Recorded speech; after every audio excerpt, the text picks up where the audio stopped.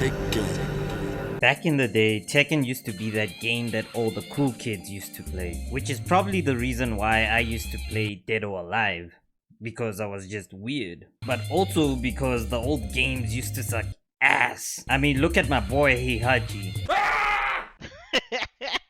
He looks like he was on some crack or something. I'm pretty sure this was initially classified as a horror game. It wasn't till Tekken 4 or Tekken 5 that I really got into this game. I would boot it up and start beating the shit out of every living thing. And trust me, there were a lot of weird things to beat up in this game. But the weirdest thing of all was probably the story, which I'll try and summarize real quick. Heihachi drops Kazuya off a cliff, but then Kazuya comes back and drops Heihachi off a cliff because he dropped him off a cliff when he was a baby. It's a pretty emotional story actually. They ask you how you are, you just have to say that you're fine when you're not really fine, but you just can't get into it. Then Tekken Bloodline steps into the fray and it tries to explain the story a bit better. Finally, they are given the platform to do this shitty story some justice. Oh, and here it comes right now.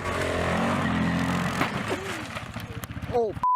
Boom, right off the bat you notice immediately how precise and smooth the animations look. And this anime truly shines during the fight scenes. I freaking love this shit. It's just vicious and brutal. Every punch and kick looks and perceives the illusion of lethality behind them. Even when characters block, it makes you feel like you're playing the game. This is so well done. But then it starts telling the story and I'm just like, why? Okay, as her dying wish, Jin's mom, you know, the sensible one in this whole freaking family, asks Jin, her one and only son, who she loves so much, to go and find her grandfather. You know, the guy who threw his son off a volcano when he was like 5? Yeah, sure, that makes sense. Like, come on, man.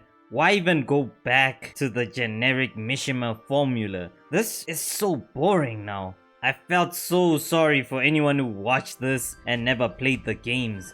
Their brain is probably trying to suppress all the nonsense they've just watched. There are so many things just left unexplained. For instance, Jin and Hwoarang's rivalry. One moment these guys are friends and then the next they enemies. Like, what? Then you have this random kid, Xiao Yu, who magically pops up in this montage or something, who becomes Jin's bestie all of a sudden. Like, what's even happening right now? Did I skip an episode or something? There are some really badass Easter eggs in here, but they aren't enough to make the story less predictable. They do mention one of the greatest characters though, Kuma, who is a bear, but we don't even get to see him fight. And what about Eddie? Like, come on, man. We all know Eddie could easily win this whole tournament with just 2 buttons, but nope. Here you go, eat the same shit we always feed you. See ya, fuckface.